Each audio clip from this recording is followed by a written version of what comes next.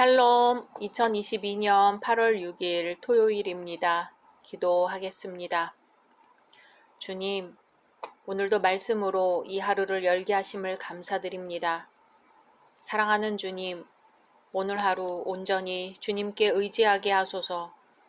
우리의 생각과 우리의 마음과 우리의 행실을 모두 주님께 의지하게 하소서. 예수님의 이름으로 기도드립니다. 아멘. 오늘의 말씀은 민수기 25장입니다. 이스라엘이 시딤에 머물러 있더니 그 백성이 모압 여자들과 음행하기를 시작하니라. 그 여자들이 자기 신들에게 제사할 때에 이스라엘 백성을 정하매 백성이 먹고 그들의 신들에게 절하므로 이스라엘이 바알 부올에게 가담한지라. 여호와께서 이스라엘에게 진노하시니라.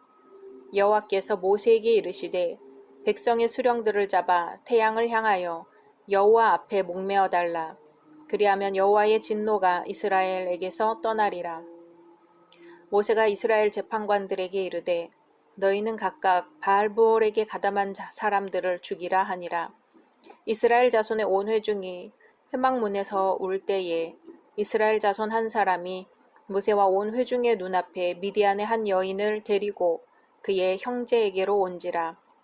제사장 아론의 손자 엘르아살의 아들 비느하스가 보고 회중 가운데에서 일어나 손에 창을 들고 그 이스라엘 남자를 따라 그의 막사에 들어가 이스라엘 남자와 그 여인의 배를 꿰뚫어서 두 사람을 죽이니 연병이 이스라엘 자손에게서 그쳤더라.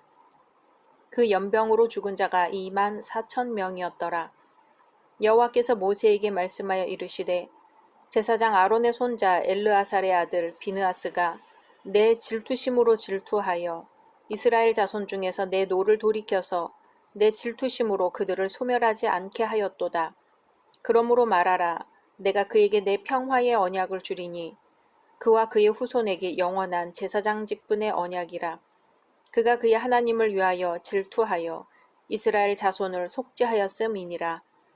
죽임을 당한 이스라엘 남자 곧 미디안 여인과 함께 죽임을 당한 자의 이름은 시므리니 살루의 아들이요 시므온인의 조상의 가문 중 한 지도자이며 죽임을 당한 미디안 여인의 이름은 고스비이니 수르의 딸이라. 수르는 미디안 백성의 한 조상의 가문의 수령이었더라. 여호와께서 모세에게 말씀하여 이르시되 미디안인들을 대적하여 그들을 치라. 이는 그들이 속임수로 너희를 대적하되 부올의 일과 미디안 지휘관의 딸 곧 부올의 일로 연병이 일어난 날에 죽임을 당한 그들의 자매 고스비의 사건으로 너희를 유혹하였음이니라. 아멘. 하나님은 인간의 생명을 소중히 여기십니다. 그것은 곧 하나님이 자기 형상 곧 하나님의 형상대로 사람을 창조하셨기 때문이지요. 그래서 인간의 생명은 오직 하나님께만 그 생사의 결정권이 있으며 같은 인간이 이를 좌지우지할 수 없습니다. 그렇지만 구약시대에는 하나님께서 이스라엘 백성의 지도자에게 하나님 대신 범죄자들을 처벌할 수 있는 권리를 주셨습니다. 죄가 독보석과 같이 이스라엘 공동체에 퍼져 공동체 전체의 운명을 위협할 수 있기에 죄는 그 자리에서 즉시 제거할 필요가 있었습니다. 오늘 말씀에 등장하는 비느하스는 서슴지 않고 음행을 자행했던 시므리와 고스비를 향해 일말의 망설임 없이 심판의 권리를 이행했습니다. 이와 같은 비느하스의 의로운 분노를 통해 우리가 배워야 할 것이 무엇인지 생각해 보려고 합니다.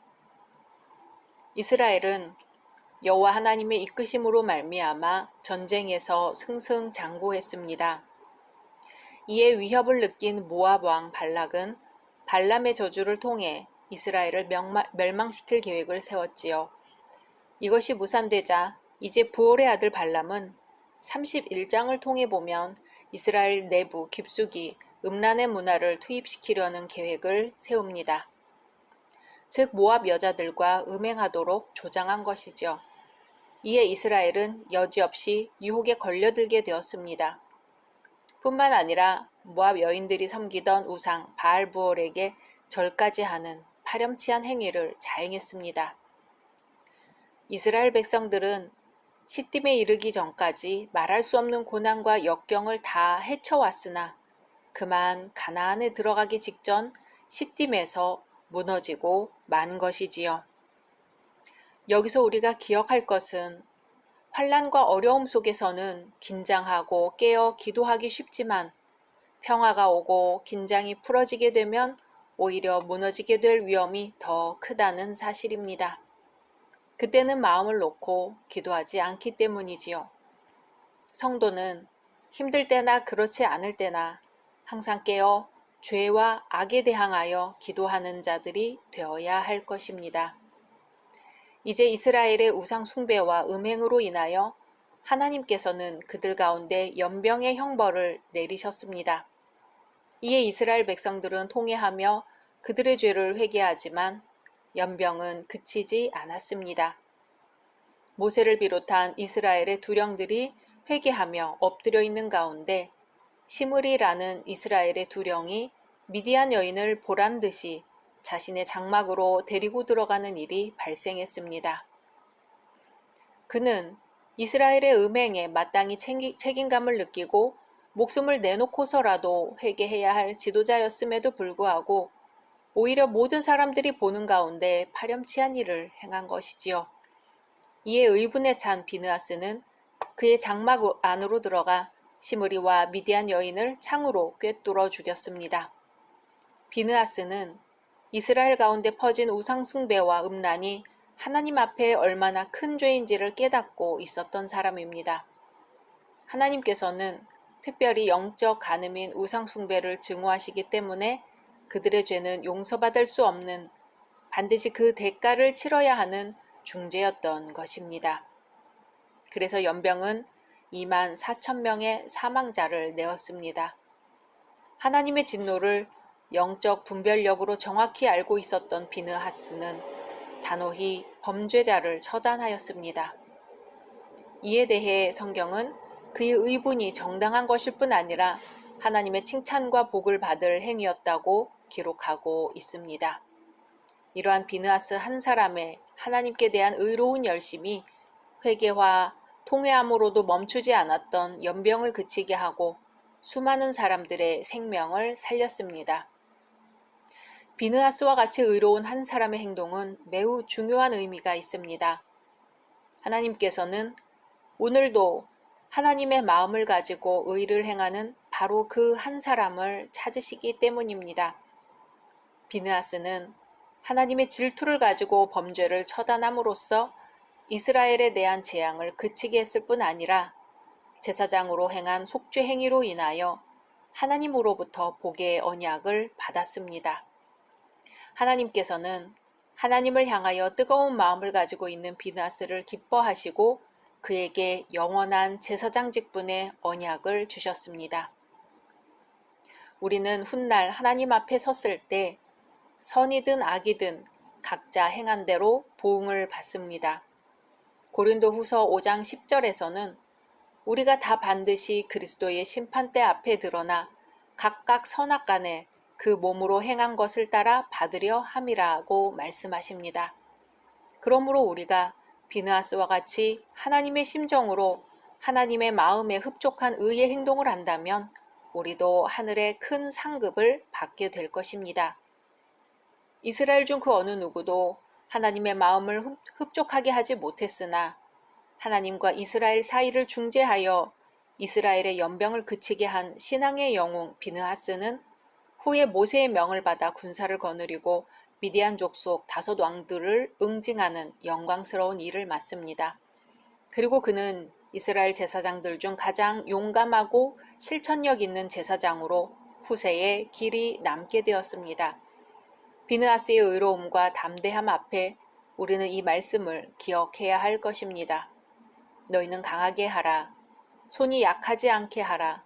너희 행위에는 상급이 있음이니라. 아멘. 이스라엘 백성들은 아마도 처음에는 단지 이웃의 잔치에 초대된 것뿐이라고 생각했을지도 모릅니다. 어쨌든 하찮은 계기로 시작된 이방인과의 관계는 하나님께서 엄하게 금하신 이방신에게 절하는 단계까지 발전하고 결국 이스라엘 민족의 타락을 초래하게 됩니다. 그리하여 여호와의 진노가 이스라엘 민족에게 미쳐 2만 4천 명이라는 엄청난 수의 이스라엘 사람이 죽게 된 것이죠. 사람들은 흔히 죄악을 눈덩이에 비유하곤 합니다. 조그만 눈송이가 굴러 점점 더 큰 덩이로 변하고 그 눈덩이는 가속도가 붙을 뿐 아니라 그 부피도 엄청나게 늘어나 눈사태로 발전하게 되고 많은 인명재산 피해를 내게 되는 것이지요. 우리가 죄를 짓는 과정도 비슷할 것입니다. 이쯤이야 라고 가볍게 여기던 일들이 점차 사람의 양심을 둔화시키고 죄에 대해 무감각하게 만들어서 결국에는 자신이 그 죄에 빠져 파멸해버리는 경우가 허다합니다. 우리는 어떻게 죄의 유혹으로부터 우리를 지킬 수 있을까요? 첫째, 우리의 자리를 여호와께 두어야 합니다. 하나님의 지혜로 말미암아 옳고 그름의 사리를 잘 분별할 수 있기 때문입니다. 둘째, 죄된 자리는 대면하기보다 피하는 것이 상책입니다. 이 정도쯤이야 라는 경솔한 생각이 엄청난 재난을 몰고 온다는 것을 기억해야 합니다. 셋째, 하나님의 심판을 기억하며 진노를 받지 않도록 항상 깨어 있어야 합니다. 마지막으로 우리의 연약함을 인식하고 성령님께 인도와 보호를 요청해야 합니다. 각자 말씀 묵상하신 후 주기도문으로 마치겠습니다.